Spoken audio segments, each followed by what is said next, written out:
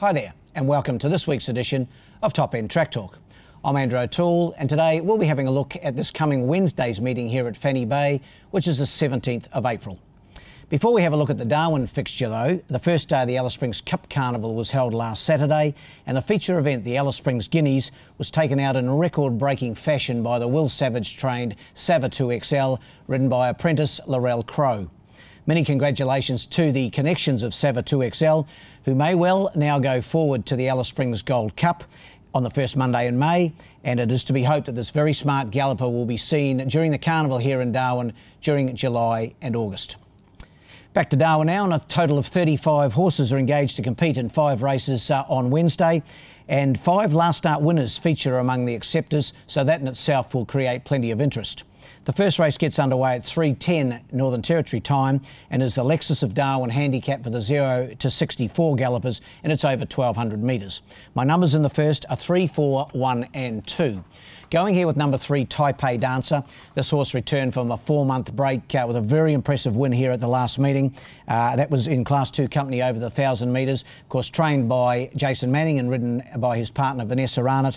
And Taipei Dancer really bolted up on that occasion. Only had 3 rivals to beat, but did it very impressively. And I think the step up to the 1,200 will suit Taipei Dancer. It's only had the 9 starts at the top end and has never finished further back than 4th. So a very handy galloper is this 4-year-old mare by Shinzig. Number 3 on top for me, you have number 4, Iron Lotus. This 4-year-old mare just dying to win a race for Gary Clark and Brendan Davis in the saddle. It's run second its last 2, beaten 0.1 of a length and 0.2 of a length, so really getting close to a deserved win, and it'll be hard to beat again. In for third, number 1, Bonaire from the very much in form Carl Spry stable. Carl does the training. Matthew Hart continues his association in the saddle with Bonaire. 2 wins, 2/3, his last 4, including a last start win here on the 3rd of April, beating Divisional, and will certainly race well again for sure. My 4th selection, number 2, My Snip. Those numbers 3, 4, 1 and 2 in the first. The second event's the 7 Darwin Handicap. It's for the 0 to 58 gallopers, and it's over the 1,100 metres, a field of 6 to face the starter here. My numbers are 1, 2, 6 and 3. Probably the best bet of the day for me, number 1, Ann Sinner.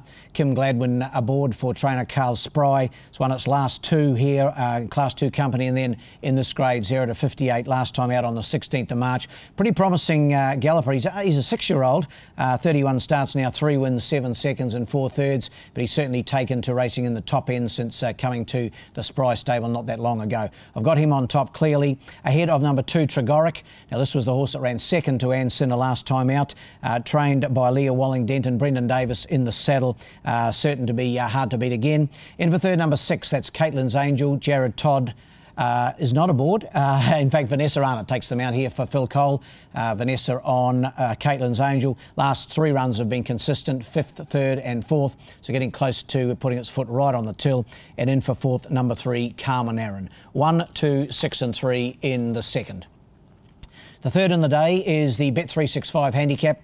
It's for the 0 to 70 sprinters. It's over the 1,000 metres. My numbers here, 3, 2, 1 and 4. Might only be a small field of 5 runners, but pretty competitive. And I'm going here with the last start winner, Marble Duke from the Clark stable. Brendan Davis aboard, won over 1,200 metres last time in 0 to 70 grade. Drops in trip, but I don't think it'll worry Marble Duke. He has won at the trip before, 3 starts for a win and a second over the 1,000 metres. And he's a pretty capable galloper on his day. So I've got him on top here to beat another last start winner, number 2, Culzine from the Gary Lafoe Jr. stable. Really good performance winning last time out. And Jesse Philpott takes them out on Wednesday, claims the 3 kilograms. So that's going to take the weight down to 58 kilograms and really gives it a good chance. Culzine dropping back from the 1,200 as well. In for third, number 1, Brooklyn. Carl Spry trains and rides Brooklyn. Been a little disappointing, I suppose you'd say, his last 3 runs, but when you look at the calibre of horses he's been racing, he's our Woody, the captain, Neat Feet, Culzine, and the captain again last time out. He certainly has been putting his best foot forward and gets a good chance in this small field. And in for 4th, number 4, Jolly Boy. 3, 2, 1 and 4 in the third. The 4th's the Designer Kitchens Trobus Maiden, our biggest field of the day with 10 runners. It's for the maiden gallopers and it's over the 1,300 metres. My numbers here, 5, 6, 10 and 7. Going here with number 5, Levardis from the Phil Cole stable. shout out to Phil. Hope he's on the mend. Of course, had that nasty accident in Alice Springs just a couple of weeks ago and broke his pelvis. He's currently in Adelaide convalescing and rehabilitating, so I hope to see him back in the territory pretty soon. Jared Todd takes the mounts. Only had the 2 runs for a second and a third last time out behind Taipei Dancer. That was in that Class 2 event. Drops back to the maiden, and I think Levardis in the right spot to put its foot on the till and get its first win. Number 5 on top for me, ahead of number 6, Fizzy 1. Jess Philpott for Craig Conran. Another 3 kilogram claim here for Jess will certainly bring Fizzy 1 right into contention with 54 kilograms. A third last time out, followed a 5th the previous start, and dying to win a race is Fizzy 1. In for third, and I'm going here with number 10, Franula. Really good run last time out, over 1,600 metres behind Rocherville. Finished second on that occasion. Drops back in trip to the 1,300, but another one with an undeniable chance here. Pat Johnson, the trainer, yet to have a rider engaged, possibly Carl Spry, but he may well be a kilo over. And my 4th selection, number 7, Joker Poker. So 5, 6, 10 and 7 in the 4th. And in the last, it's the Mark Henry Porteous On The Beam Handicap. It's named in recognition of Mark Porteous, who raced a Darwin Cup winner on the beam about 19 years ago. And Mark hasn't been in the greatest of health just lately, so we wish him all the best in this race, named in recognition of Mark's contribution to the industry. My numbers here, 1, 4, 2 and 3.